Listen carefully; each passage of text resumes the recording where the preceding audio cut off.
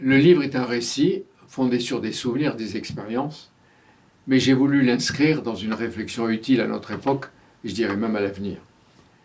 Adolescent, je rêvais d'être journaliste, mais ce rêve me semblait totalement inaccessible. J'ai grandi à Oran, cette ville au bord de la Méditerranée dont Albert Camus a si admirablement décrit les ombres et les lumières. J'ai perdu mon père brutalement alors que j'étais encore jeune. J'avais 11 ans et demi. Et ce deuil a plongé pendant quelques années notre famille dans une certaine pauvreté. Notre immeuble, à Oran, était surmonté d'une terrasse. J'y passais de longues après-midi avec mon frère, à jouer, à lire, à écouter de la radio. Face à nous, le théâtre d'Oran qui avait aussi un toit terrasse. Les comédiens, les chanteurs s'y retrouvaient régulièrement pour répéter. Et nous les regardions et nous étions émerveillés. Mais nous n'avons pas les moyens d'accéder au théâtre. Un jour, j'y parvins en utilisant une carte de presse de mon père. Je découvrais d'un coup alors que le journaliste pouvait être un sésame pour assouvir ma curiosité, voyager et pousser toutes les portes. Depuis mes débuts, la France et le monde ont connu évidemment des bouleversements vertigineux. Alors, journalistes, je les ai accompagnés comme observateurs, témoins et parfois même comme acteurs. J'ai soutenu la lutte pour l'émancipation des femmes, le combat de Gisèle Halimi et de Simone Veil, nos amis, pour l'IVG. J'ai encouragé les débuts de l'écologie avec ses pionniers, René Dumont-Surdoux, que l'on prenait alors pour un doudingue. Le développement de la technologie a métamorphosé nos vies. Un exemple, la télévision. Elle est passée d'une chaîne unique, noir et blanc, à des bouquets numériques diffusés par satellite qui offrent des centaines de chaînes et de programmes aux téléspectateurs. Un grand progrès. Président de France Télévisions, j'ai cherché à inscrire le service public dans cette formidable dynamique ininterrompue d'innovation. Le monde de la guerre froide, je l'ai parcouru aux côtés du général de Gaulle. Je l'ai accompagné en Amérique latine, 5 semaines, au Cambodge et en Union soviétique. Le 9 novembre 1989, plus tard, je discutais coup sur coup avec le ministre des Affaires étrangères d'alors, Roland Dumas, et avec François Mitterrand, président de la République. Ce jour-là, ils étaient catégoriques. La fin du mur de Berlin était inenvisageable avant des décennies. Nous ne le verrions pas de notre vivant, disait-il.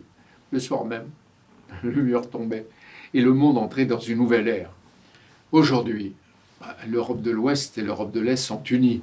Moins la Russie, évidemment, qui se sent encerclée, isolée et qui agresse l'Ukraine avec cruauté. Et d'où nouveau, la guerre frappe aux portes du continent. Elle réveille même le spectre nucléaire et l'équilibre de la terreur.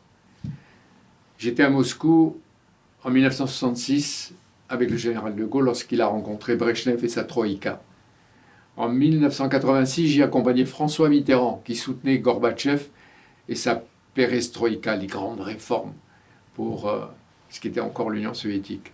En 2014, j'y suis retourné pour interroger Vladimir Poutine, juste après l'annexion de la Crimée.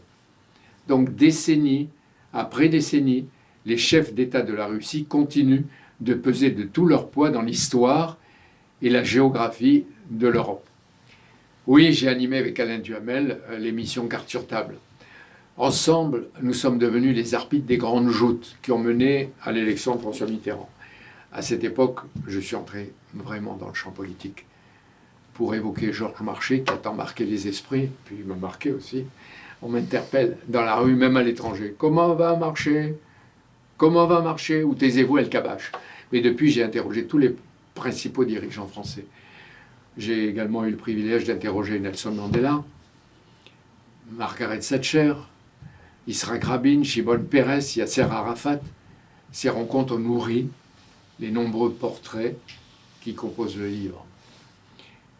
J'ai noué aussi des liens étroits avec des chefs d'État. J'ai reçu leurs confidences. J'ai découvert les hommes derrière les figures publiques. J'ai vu François Mitterrand pendant ses 2 mandats. Et je l'ai accompagné jusqu'à la fin, lorsque beaucoup se détournaient de lui à cause de sa maladie et de la mort prochaine. Lors de vacances, j'ai découvert Jacques Chirac, alors lui, insoupçonné, en maillot, généreux, très cultivé et surtout très drôle. J'ai assisté à l'ascension du jeune Nicolas Sarkozy, dont j'ai fait la première interview dans un média national, c'était à Europe 1. J'ai été témoin aussi de la course pour le pouvoir à gauche, de la primaire de 2007 remportée par Ségolène Royal, à l'élection de François Hollande, en passant par la chute spectaculaire, dramatique de Dominique Strauss-Kahn.